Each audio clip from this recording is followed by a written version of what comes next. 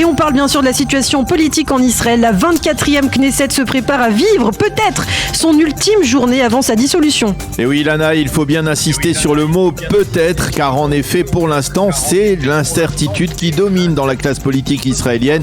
La coalition et l'opposition n'ont pas réussi à se mettre d'accord ni sur le déroulement de la séance d'aujourd'hui, ni même sur la date des prochaines élections. Pour l'instant, Nir Orbar, qui est le député rebelle de Yamina, mais qui est aussi le président de la commission de la Knesset, semble vouloir faire traîner la procédure afin de permettre à l'opposition d'exploiter la moindre option de formation d'un gouvernement alternatif. Mais pour l'instant, on ne voit rien venir de ce côté-là. La coalition, elle, s'impatiente et elle pourrait entamer une démarche visant à retirer de Nir Orbar la gestion de la loi sur la dissolution et de la confier à Gilad Kariv du Parti travailliste qui préside la commission parlementaire des lois.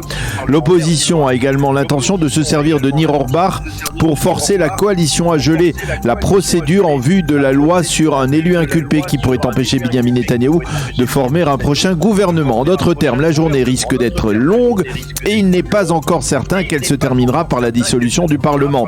Cependant, la coalition et l'opposition sont tout de même tombés d'accord sur le vote de 2 projets de loi, l'un en faveur des indépendants touchés par la pandémie, l'autre en faveur de la population handicapée. 2 projets de loi qui seront donc votés dans la journée. Alors on se pose une question, que fera le Premier ministre sortant Naftali Bennett une fois qu'il aura passé les commandes du pays à Yair Lapid? C'est une question qui effectivement demeure en suspens dans la classe politique israélienne. Bennett semble envisager de plus en plus sérieusement de se retirer de la vie politique, mais il pourrait rester au poste de Premier ministre par alternance, uniquement par loyauté envers Yair Lapid, au moins pendant les prochaines semaines ou les prochains mois, afin de l'épauler dans ses nouvelles et très hautes fonctions de Premier ministre, en particulier dans le domaine sécuritaire. Selon ses proches, Naftali Bennett n'aura certainement pas l'intention de se présenter aux prochaines élections législatives dans une quelconque liste électorale. Ceci étant, le débat se poursuit au sein même de Yamina entre Bennett, Matan Kahana et Ayelet Shaked. Les 3 chefs de file du parti meurtri, on peut le dire, se sont réunis hier pour débattre de l'avenir de la formation. Ayelet Shaked a exigé d'obtenir la présidence de Yamina en cas de retrait de Bennett, mais Kahana est également pressenti, surtout par Naftali Bennett. Le Premier ministre sortant a demandé d'ailleurs à Ayelet Shaked d'effectuer un sondage afin de vérifier si Yamina passait le seuil d'éligibilité, si elle devait devenir la chef de file du parti. Hier, Bennett et Kahana ont affirmé à Ayelet Shaked qu'ils s'opposaient à la formation d'un gouvernement de droite alternatif dirigé par Netanyahou, et ce alors que Shaked œuvrait discrètement en ce sens. Au sein du parti Ra'am, on est furieux contre Benjamin Netanyahou, et ce en raison d'un tweet virulent de l'ancien Premier ministre. Mansour Abbas n'a pas du tout apprécié que Benjamin Netanyahou ait publié un post dans lequel il qualifie Ra'am de parti antisémite et antisioniste qui représente les frères musulmans, ceux-là même qui appellent à la destruction d'Israël. Fin de citation.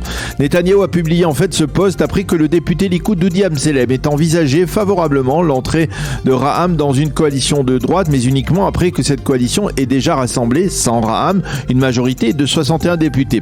Au sein du parti islamiste, on affirme que Netanyahou est en train de perdre ses moyens. On ne peut pas nous accuser d'antisémitisme comme cela, surtout lorsque Netanyahou sait pertinemment qu'il aura besoin de nous après les élections. Fin de citation également des responsables du parti Ra'am. Dans le reste de l'actualité, un titre sécuritaire autour du positionnement de Tsahal dans le dossier d'un accord entre l'Occident et l'Iran sur le nucléaire à Vienne. Les déclarations de certains officiers supérieurs de l'état-major de Tsahal sur leur caution en faveur d'un accord renouvelé à Vienne ont surpris et ont obligé le ministre de la Défense, Benny Gantz, à réagir. Tsahal et la Défense nationale s'occupent du dossier iranien jour et nuit, et même si les débats d'idées sont libres, c'est l'échelon politique qui prendra la décision finale autour de cette menace iranienne. Et puis rapidement, c'est aujourd'hui que le Bahreïn réunira de hauts fonctionnaires du Forum du Negev pour débattre de coopération régionale. Il s'agit du forum mis en place lors du sommet du Negev à Sde-Boker il y a quelques mois. Il avait été décidé que les chefs des diplomaties des pays conviés au forum, l'Égypte, la Jordanie, les Émirats, le Bahreïn, le Maroc et Israël, se réuniraient une fois par an pour discuter des enjeux sécuritaires. La réunion d'aujourd'hui vise à préparer une réunion au plus haut niveau de ce forum. Alon Oushpiz, le directeur général du ministère israélien des Affaires étrangères, est déjà à Manama pour participer à cette réunion. Merci beaucoup Daniel Haïk, notre correspondant à Jérusalem. Rendez-vous dans 25 minutes sur Radio J.